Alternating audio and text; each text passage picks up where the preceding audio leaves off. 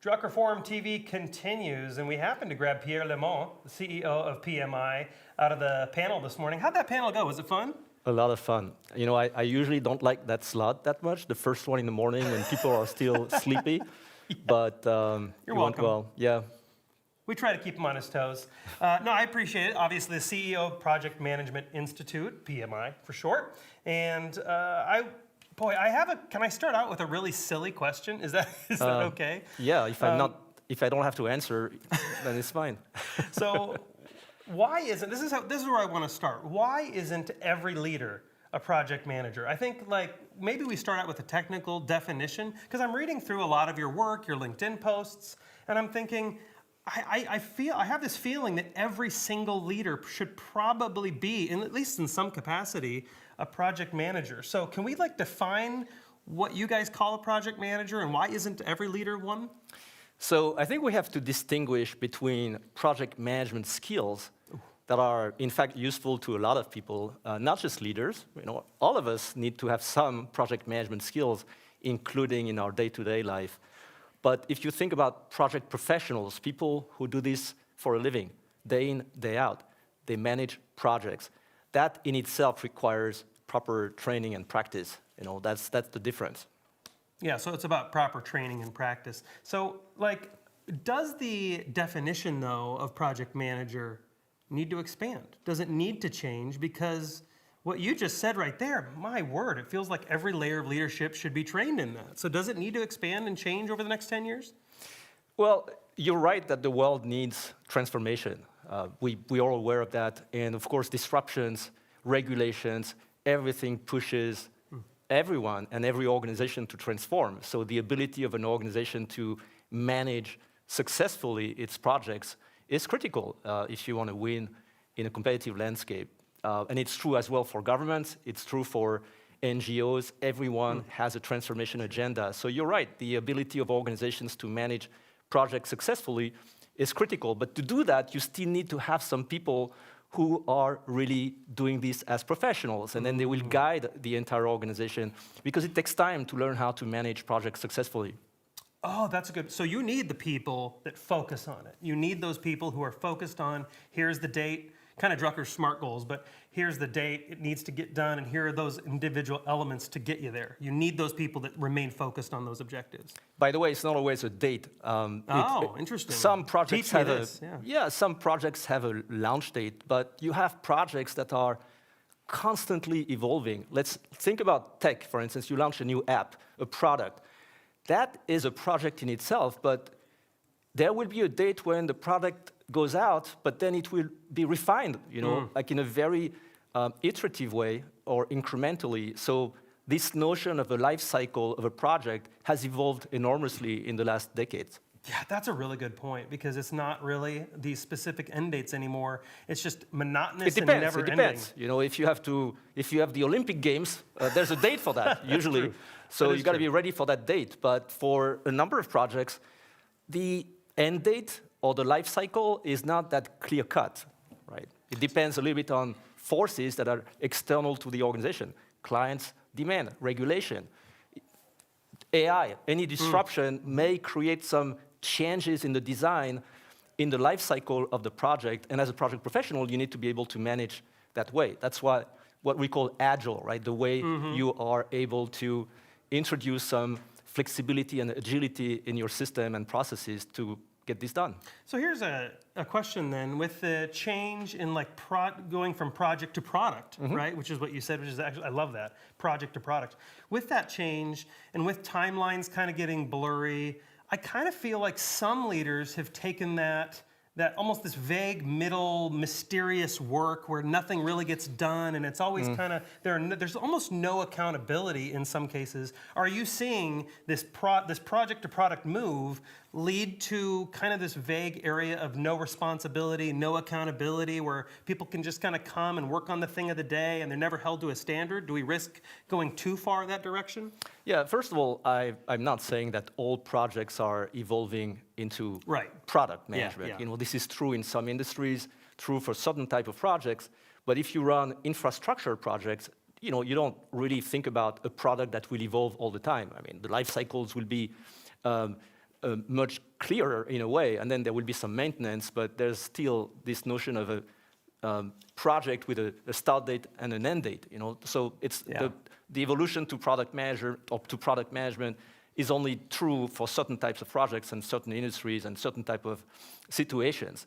So you talked about accountability. This is very important because precisely a project professional is fully accountable for the delivery of their projects. That's super important. And whether you use a methodology where things are predictable, so we call this predictive project management.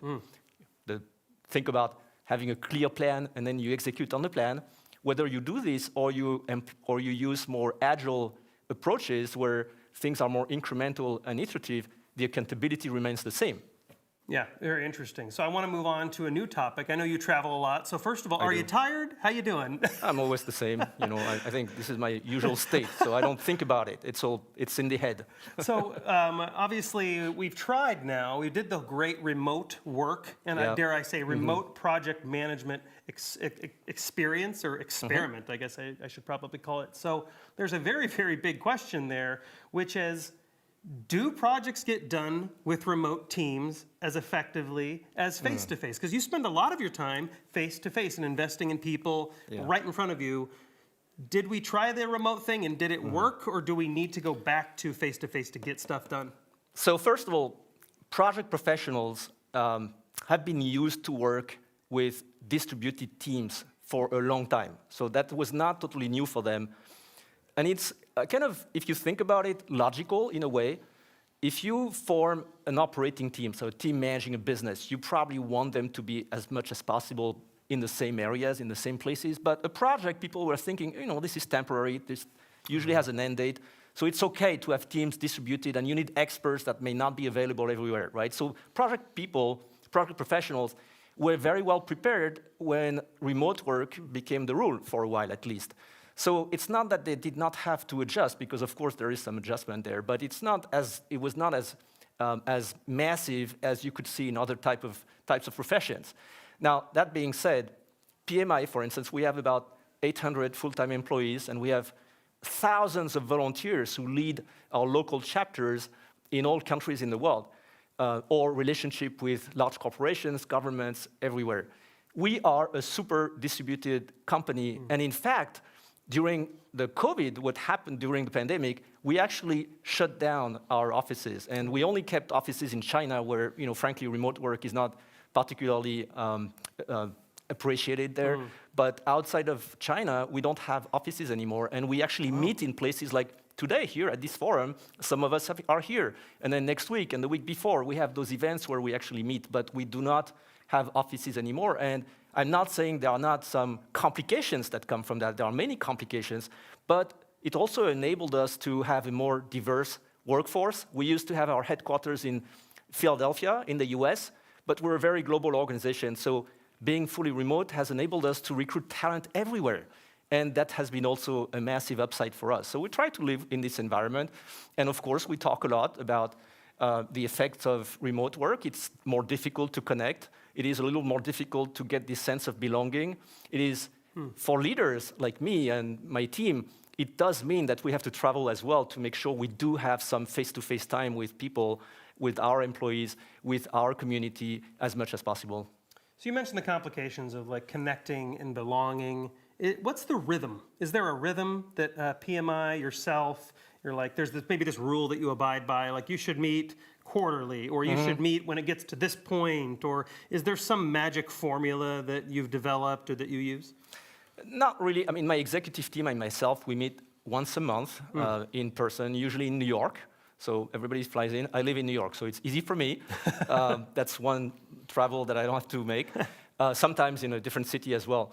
With our community, we have indeed at least a yearly meeting in each of the regions, and then more meetings that happen locally.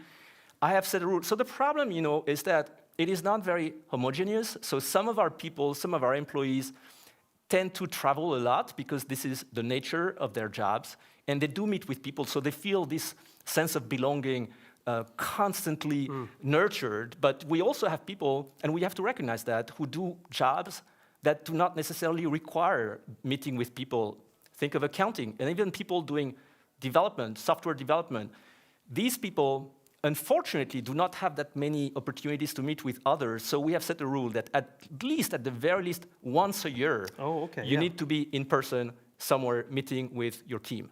And we reinvested the money that we were spending in real estate in organizing such events, paying for travel, not being too cheap, right? Because there's nothing worse than asking people to come over to a meeting and treating them cheaply, right? So you have to spend some to make sure that you counterbalance a little bit the potentially negative effects of remote work. Yeah, I love that. I love the balance there. Once a year, at least for you guys, once a year. But it is interesting for everyone, right? For and everyone, for many people, it's way more than that. Yes. Yeah, and it's like a lot of people have this idea that like, oh, if we don't have real estate and everyone's fully remote, we'll save so much money. But it sounds like it's almost a wash. Like you either invest in physical real estate or you invest in getting people physically present. But either way, you have to invest in connecting and belonging and connecting with each other. You know, I'm saying, so people, the US is the country where people were, in the first place, more remote than any other market, right? Oh. It's the nature of the country is very large.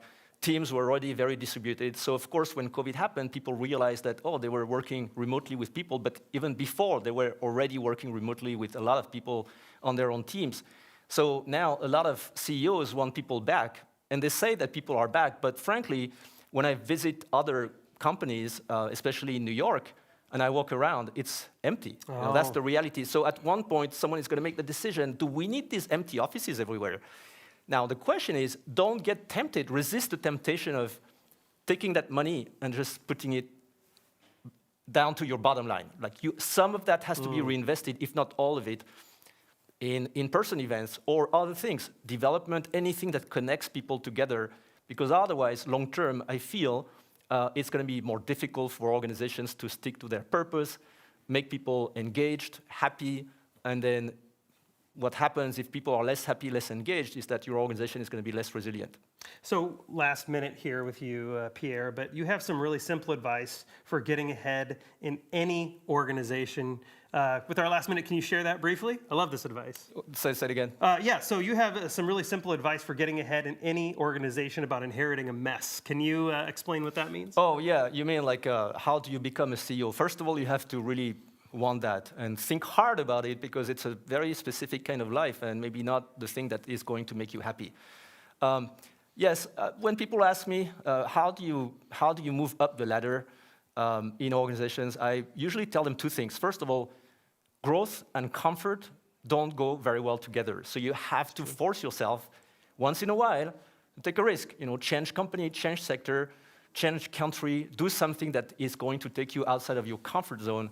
And usually, if you thought about it enough, and it's not a crazy move, it's going to build your muscle memory, and you'll be better at that. Because we have limited time, I have to cut you off. Sadly, we have so much. Pierre Le Manh, CEO of the Project Management Institute. I'm Justin Brady, and this is Drucker Forum TV.